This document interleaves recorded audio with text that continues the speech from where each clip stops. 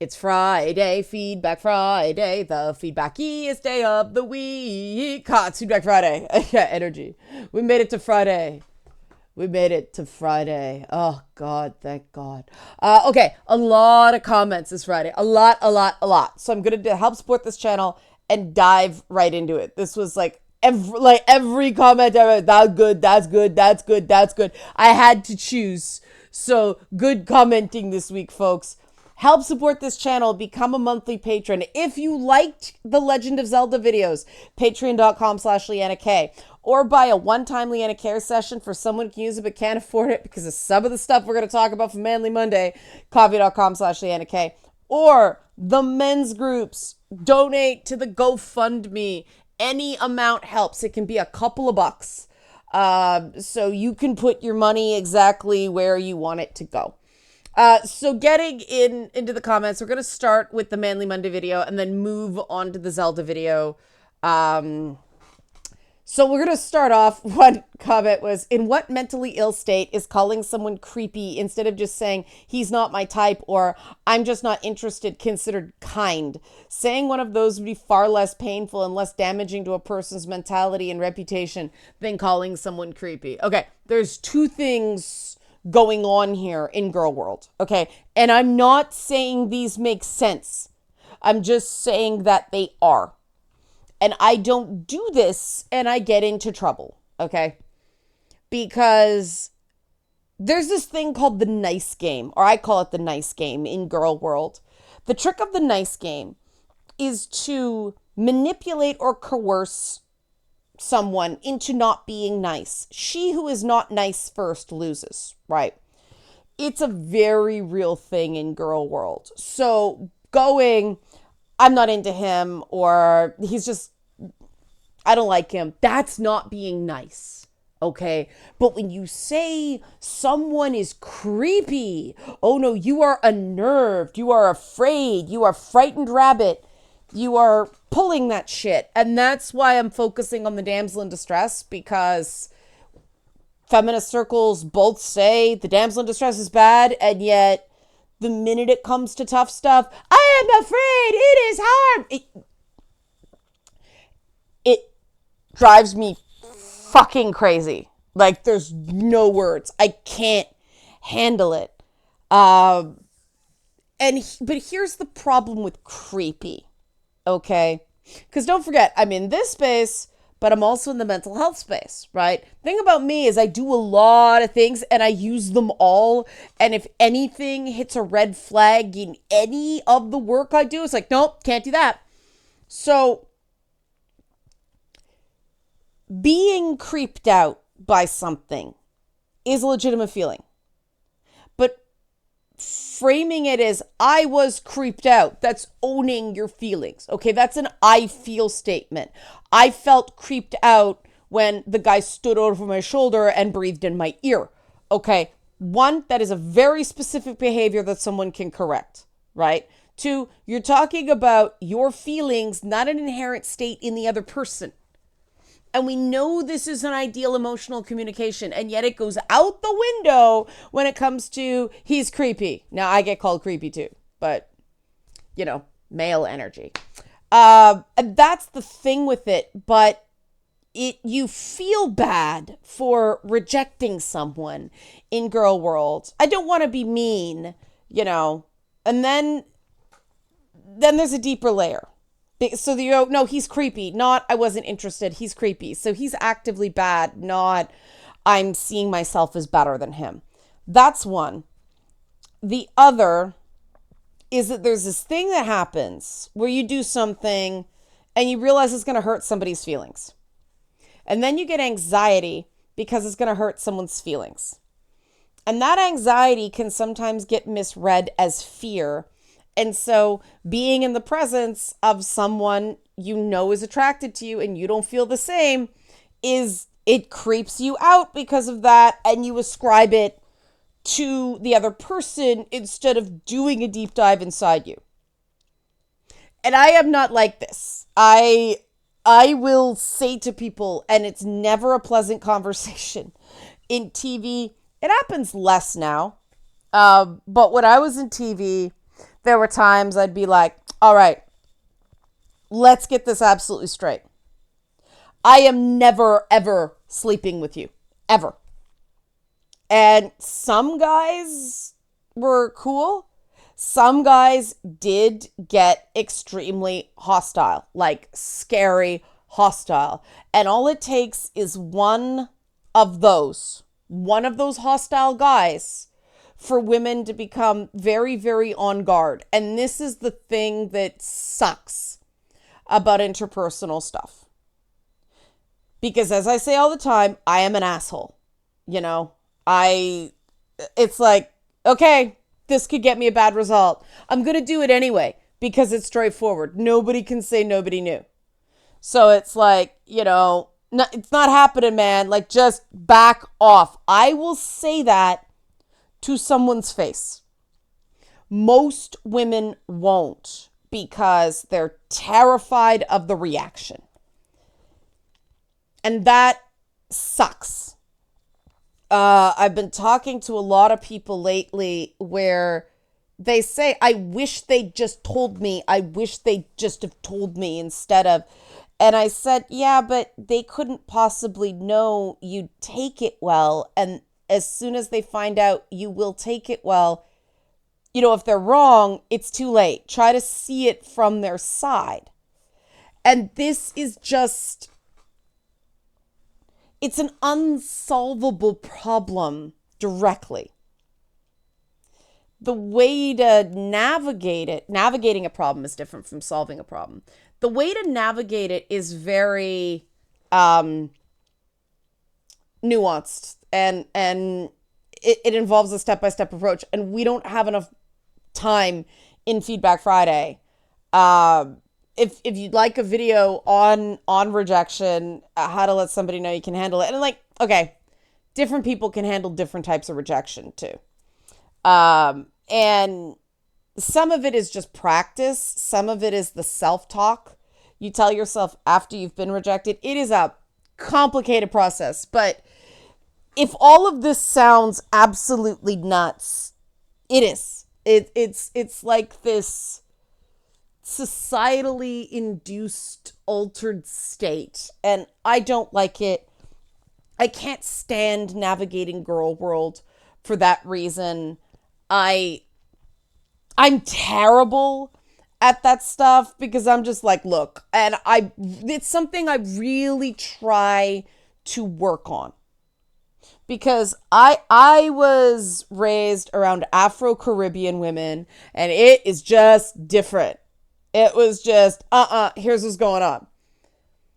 And it doesn't just get you into hostile situations with men. It fucks you over hard with other women.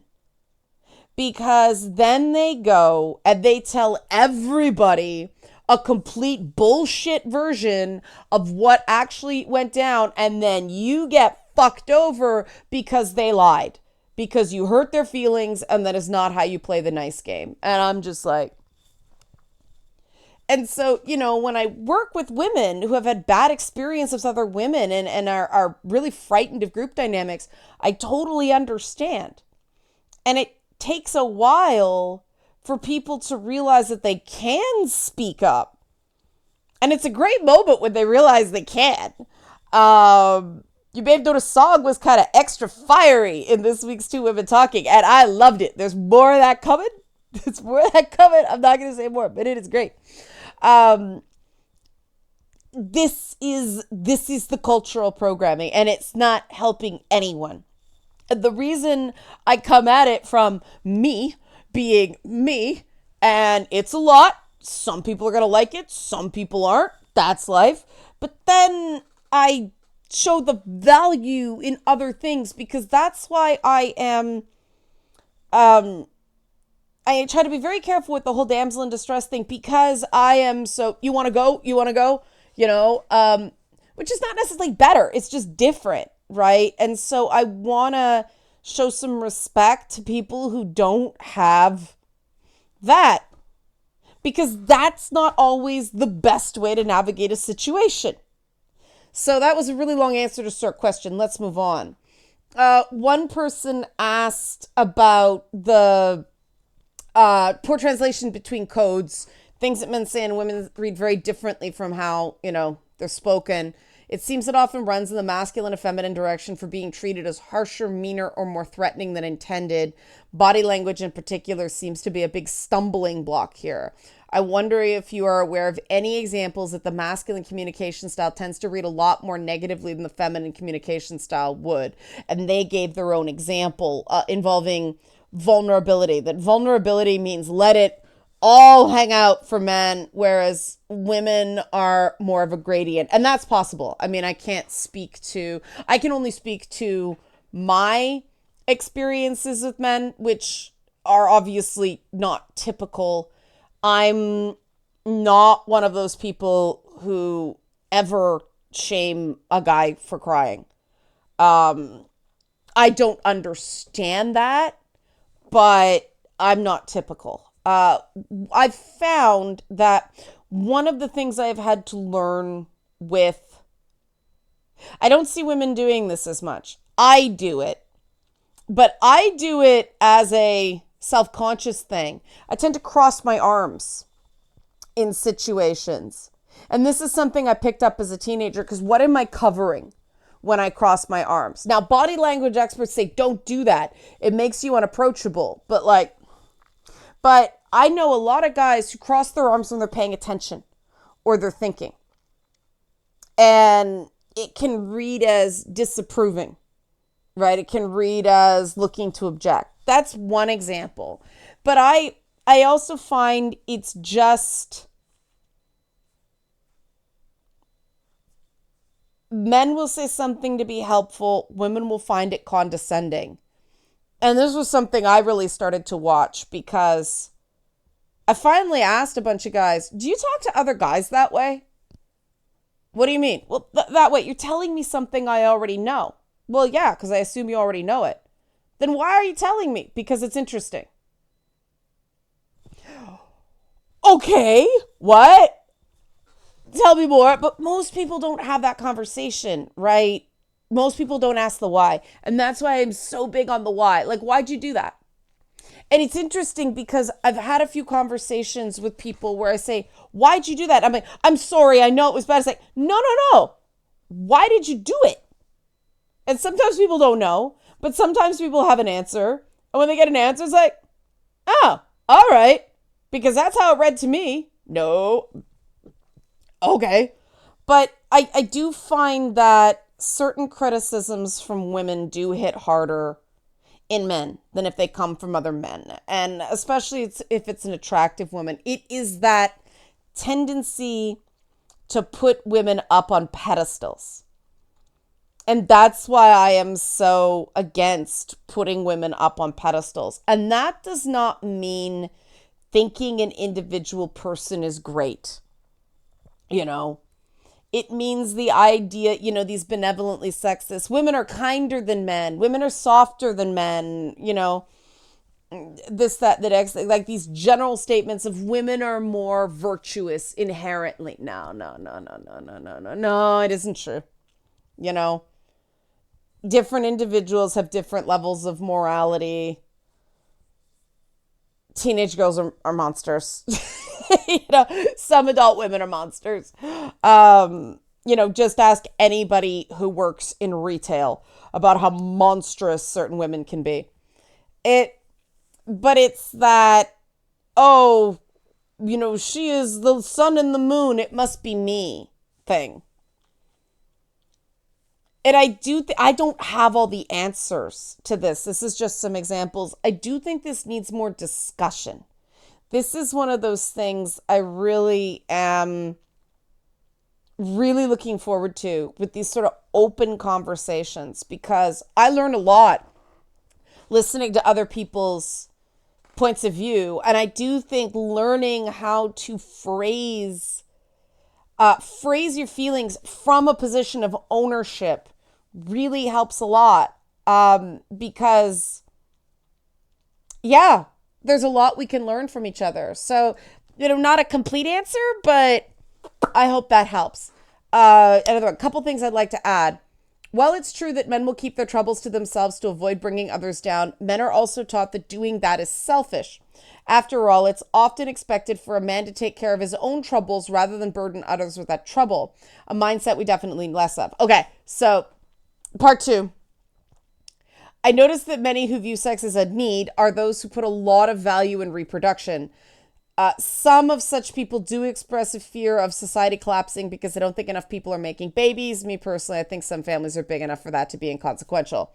Overall, people need to do more talking and less of that other stuff. And as somebody who doesn't put a lot of value in reproduction personally, there might be something to that. That might be why, because I just like, my DNA is not so special, you know. I'd rather care for the people who already exist on this planet. I cannot see any reality where I would just care for somebody who is my biological family more than somebody who is not biologically related to me. It is just, that is not me. And I don't know if that's an innate thing or a cultural programming thing. I have no idea. But I think, yeah, there might be something to that. But so going back to the first one, and this is where the group settings would be so useful, because it's like men will keep their troubles to themselves, but is it men will keep their troubles to themselves to avoid bringing others down, but also bringing others down is selfish? I think that's what the statement is. The idea that men are supposed to be self-sufficient. And there was definitely that thing cultivated in the 80s, even more than that. I mean, God, we don't have the time for this, but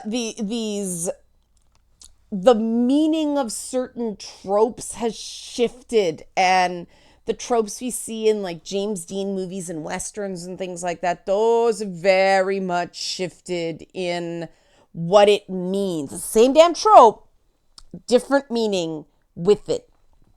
And yeah, I do definitely think that a lot of guys think that if they, and not thinking innately, they've been given the message that if they're having a bad time, they are burdening other people.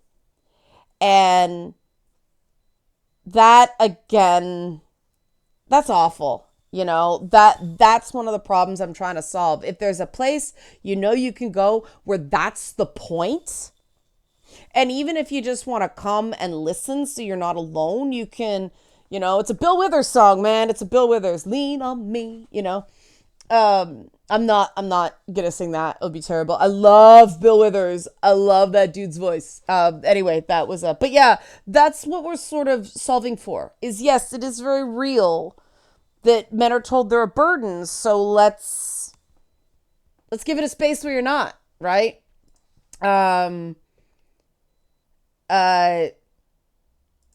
One person said, I keep telling people they need to stop saying men are only after sex, because that's not what most men are after. I agree.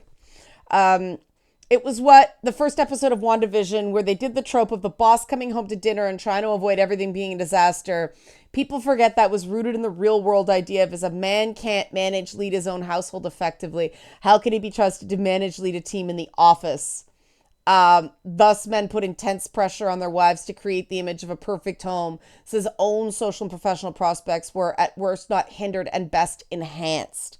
And more on that in a bit. I'm skipping through the comment a little bit so I can get to more.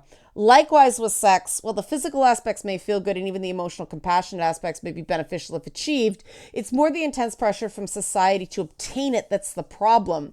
If you can't get a woman to even sleep with you, to say nothing of retaining her sexual and emotional loyalty, then clearly you have very little to offer the world unless you work yourself to near death to achieve prominence in your chosen field. Well, part of the solution may be to install genuine confidence and competence in men so that they don't rely on women for validation. Another part of it has to be the express intent to not strip men of their dignity as human beings in an attempt to coerce them into attempting to meet certain standards because they work to other people's benefits. I thought that was really well put. What I found so fascinating about the WandaVision thing is WandaVision was a parody of I Love Lucy in that scene. And the whole thing about I Love Lucy at the time is she was weird and spirited and not normal. And I mean, so the fact that, yeah, that's kind of, yes, that was the anxiety that sketch was playing to and kind of pointing out how stupid the whole thing is, right? But I do definitely think, I mean, I hate the whole men only matter if someone will sleep with them. That's just, and that is a very Western thing. You go to Japanese media and it's the exact opposite. I'm fascinated by the Yakuza games, about how Kiryu owns a hostess bar, right? And you do practice dates with the girls, but he never, I mean, okay, the women Kiryu falls for tend to get fridged. But he's not going around screwing everything that moves. And, that none of the men in those games, or the men that are seen as kind of dirty perverts. And it is so different. And I mean, it's not like the Japanese don't love their smut. We all know from hentai. But the cultural currency that way, as expressed in media, is really different. And that's why I like going, no, not all media are the same. Not all cultural things are the same. Keep that in mind when you're forming your own identity. Because yes, while these things, are very real, you don't have to internalize them. You can say, I'm going to reject that. And I'm going to be good with rejecting that. God, I reject that stuff a lot coming on here. So another one, we might not have time to get to the Zelda stuff today.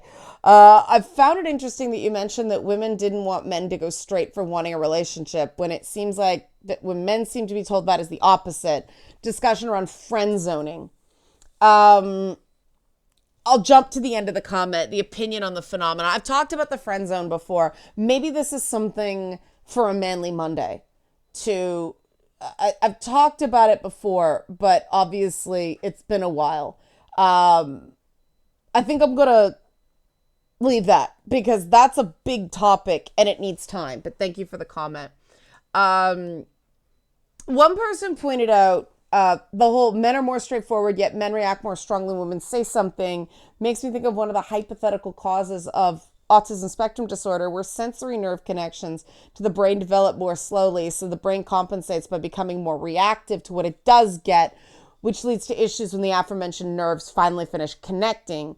It's often conceptualized as turning the gain up to compensate for bad mic input, only for the mic signal to get better later. That's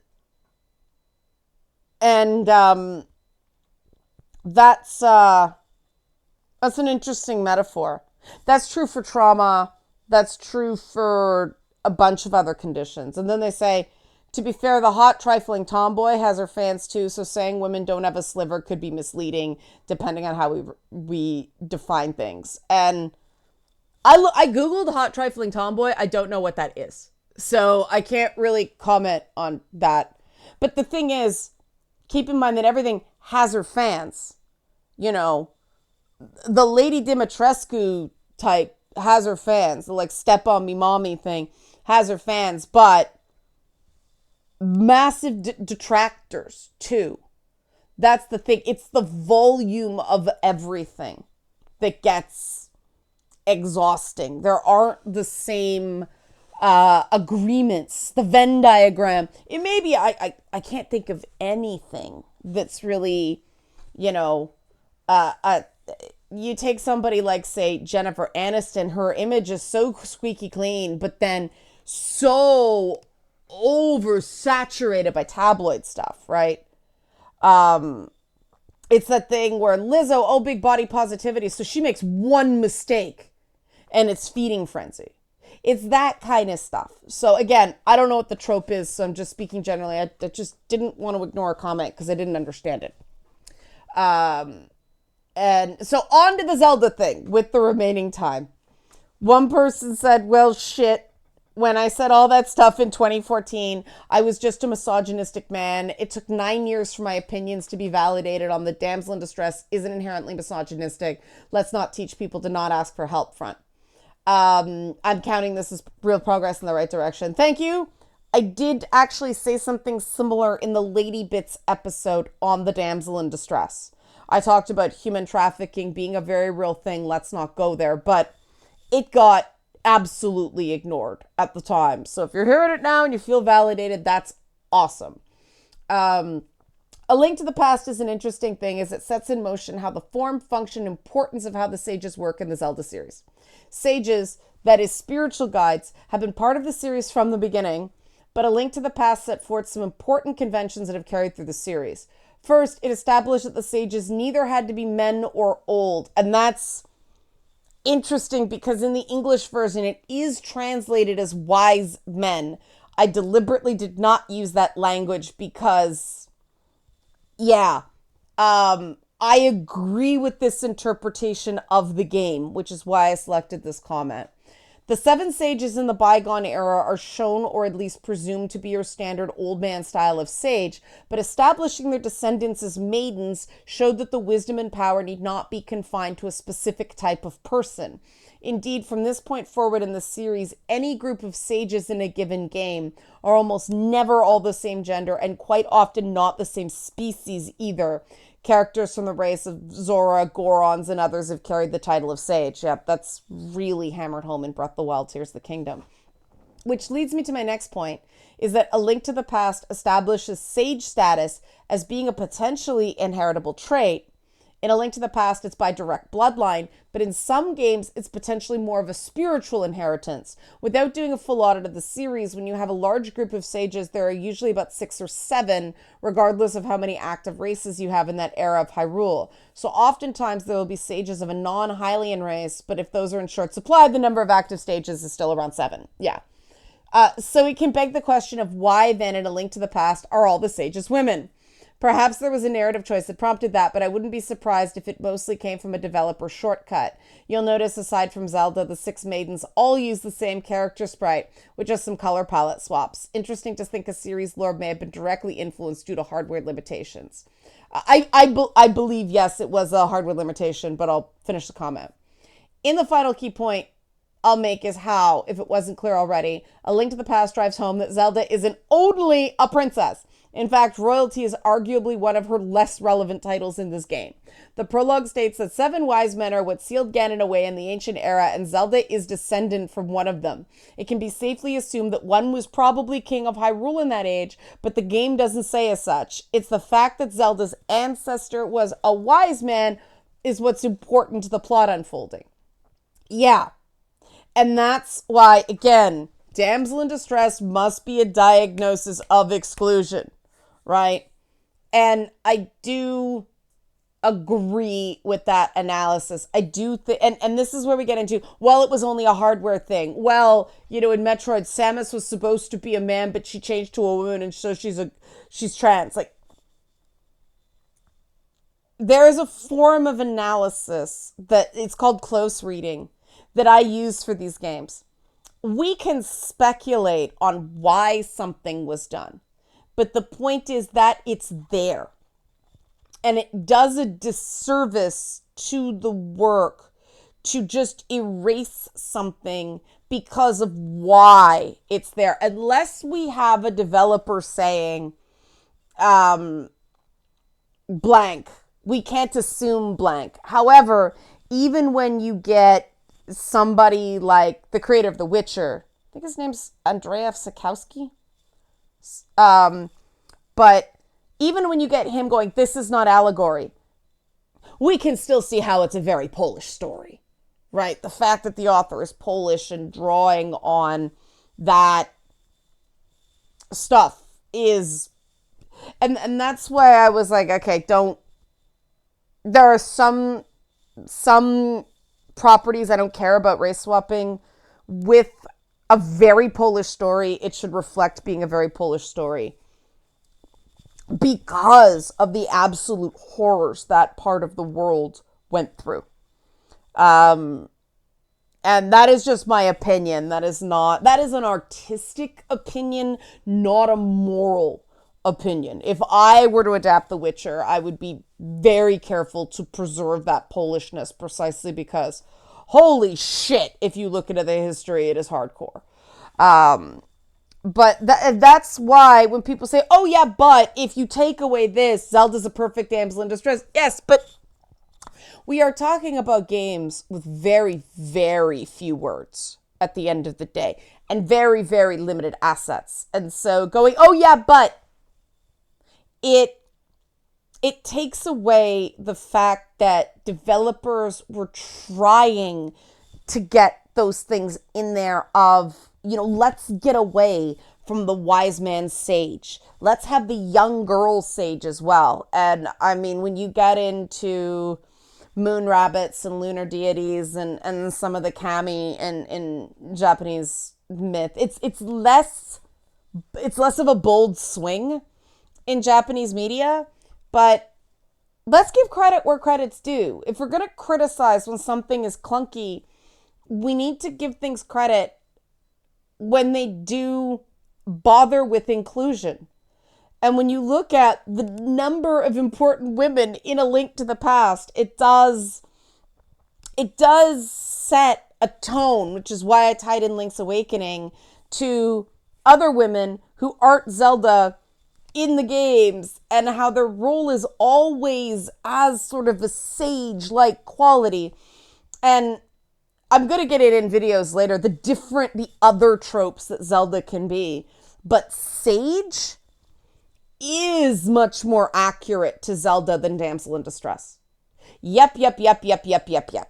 Capture her and she will become more powerful than you ever imagined. That's more accurate. That was a great comment. There are media focused on girls, women, fantasy, and wants. So why can't men have media focused on them? Boys and men tend to want to be a hero, save the girl, get the kiss or whatever. The fact that men are vilified for this truly disgusts me. Yeah, I think that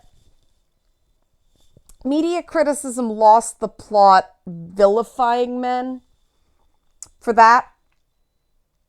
It's my whole issue with this trope is overused versus this trope is against women.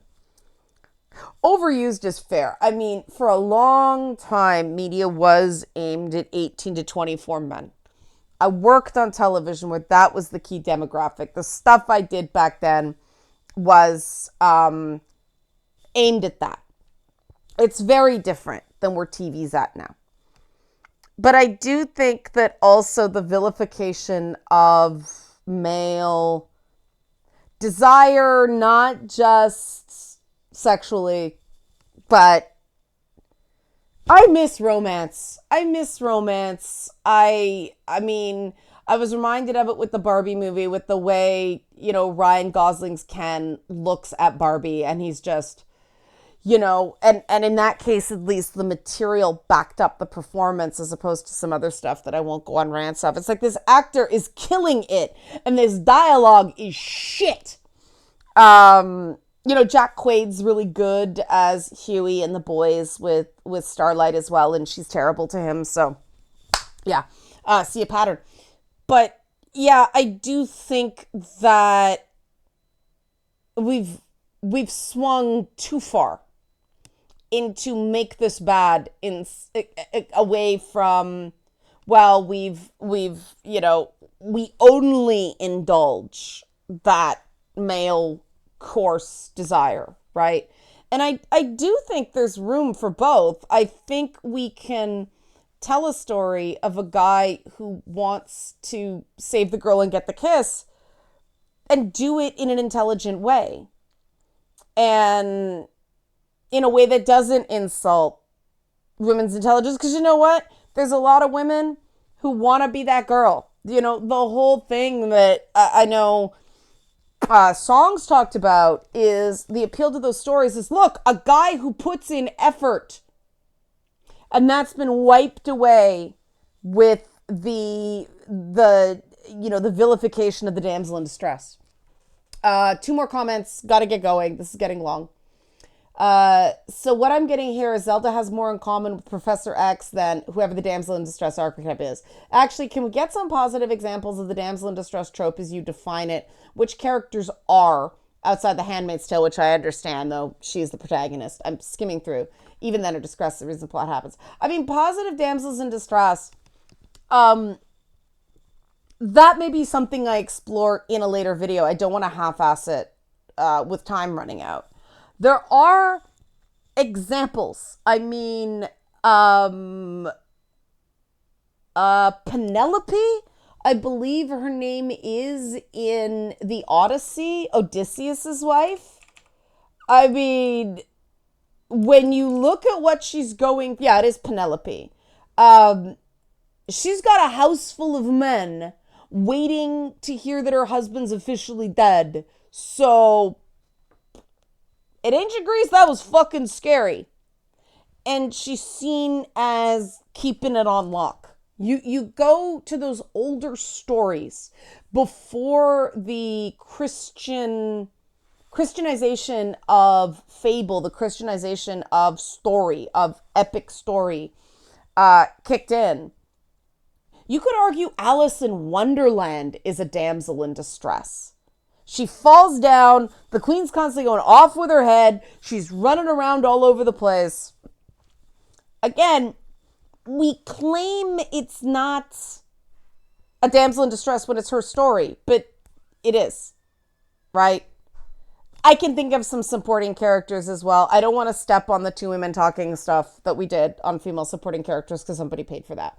Finally, last comment. Let's say she was a damsel in distress. So what? You are getting ahead of me, commenter. That's going to be later in the Zelda series. I want to show she's not, but then I want to take some time is, if she was, so what? Those two comments tie in. All right. Hope you like this Feedback Friday. Help support this channel. Become a monthly patron. Patreon.com/LeannaK. If you like the Zelda content, kick me a few bucks a month. Or buy a one-time Leanna Care session for someone who can use it but can't afford it. You can sign up for monthly support for somebody there too. Coffee.com/LeannaK. That's specifically for the one-on-ones. If you specifically want to kick some cash to the men's network, that's the GoFundMe link. All the links that are in the description boxes. Thanks for watching, and I'm slow on this. Have a great weekend.